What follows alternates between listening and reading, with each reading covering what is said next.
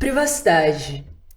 É um tema muito novo, em especial no Brasil, que diz respeito a todo mundo. Porque hoje a gente simplesmente não tem noção do que é feito com os nossos dados.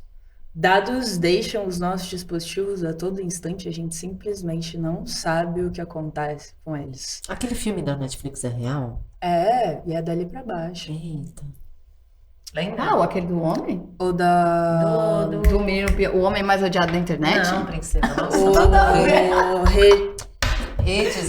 Dilema Dilema das redes. A gente assistiu. Parecia que eles estavam lá, tipo, a gente Sabendo tá aqui que mexendo e tá. eles estão olhando. Verdade. Dilema das redes. Tem um outro documentário na Netflix que é sensacional, que chama Coded Bias, sobre vieses algorítmicos. Então, como a gente constrói tecnologias enviesadas. Tem em português? Por Só exemplo, pra saber. tem. Não, só Desculpa, porque algumas com certeza se interessaram. Não por mim, eu falo inglês.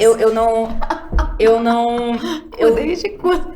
Eu não lembro o nome exato em português, mas eu acho que se você pesquisar por vieses algorítmicos na Netflix, você vai encontrar. Mas, por exemplo, quanto mais a tecnologia aumenta, mais existem potenciais discriminatórios a partir do uso de dados. Então, a ideia é justamente a gente criar mecanismos de controle disso. Tem muitos exemplos esdrúxulos, assim, de... Deixa eu pensar o que eu posso citar aqui, o que eu não posso citar, porque isso vai ficar tudo. Cuidado, que você pode morrer pela boca, pelo amor de Deus. Não, mas a gente edita. Fica tranquilo. Mas, por exemplo, exemplos públicos, tá?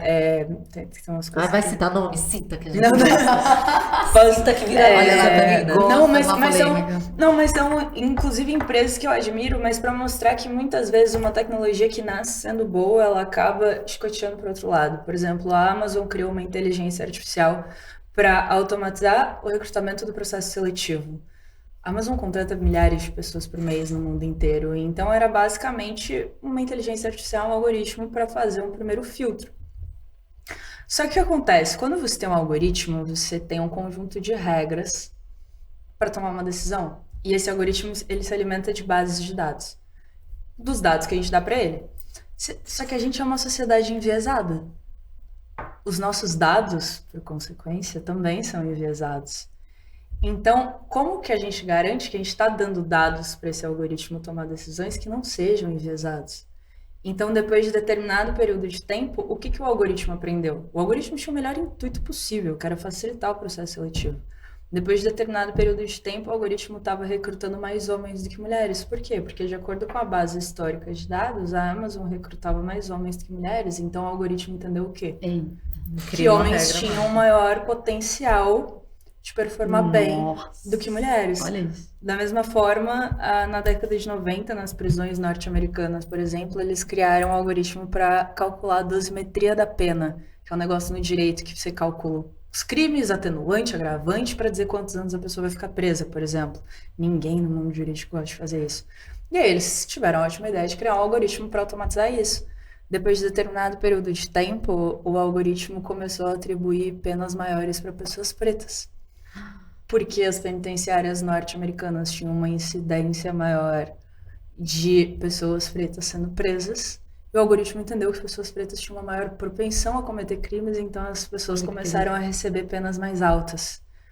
Então, assim, a gente tem toda uma problemática em relação a vazamento de dados, em relação a hackers, mas, ao mesmo tempo, quando a gente fala de privacidade, a gente também está falando muito de ética e de discriminação, sabe? Total. A gente é uma sociedade enviesada, a gente é uma sociedade racista, a gente é uma sociedade preconceituosa no geral.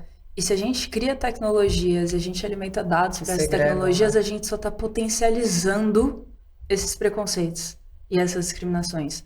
Então, esse é o perigo quando a gente fala de inteligência artificial, de algoritmos, de... Cara, o metaverso já é uma realidade, ainda não acessível no Brasil, mas já é. Se a gente já consegue fazer tudo isso, que dirá conforme a tecnologia vai avançar nos próximos 5 anos. Nos próximos 5 anos a gente não vai nem precisar falar para uma máquina entender o que a gente quer dizer.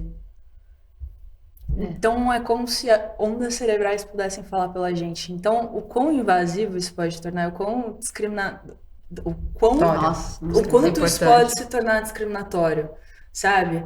isso vai, assim, trazendo exemplos grandes, mas tem exemplos do nosso dia a dia, tipo, a linha amarela do metrô de São Paulo.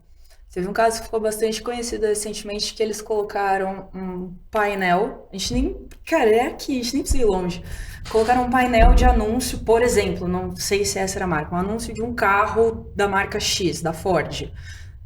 Em cima desse painel tinha uma câmera escondida para medir a reação das pessoas a anúncios, porque aí você conseguia ter um indicativo se a pessoa gostou do anúncio ou não. E essas reações das pessoas eram vendidas para terceiros para otimizar o próximo anúncio que ia ter ali. Caraca. Isso na linha amarela do metrô de São Paulo, ninguém sabia. A empresa foi multada depois, até que foi uma multa baixa pelo tamanho do negócio.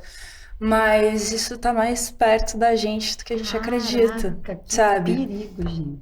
E de coisas muito simples, assim. Por exemplo, você vai comprar um sapato. Você não compra o sapato. Cara, esse sapato tá em todos os lugares. A gente chama de pesadelo do sapato.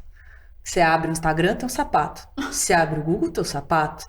Você abre a geladeira às 3 da manhã, vai sair um anúncio do sapato.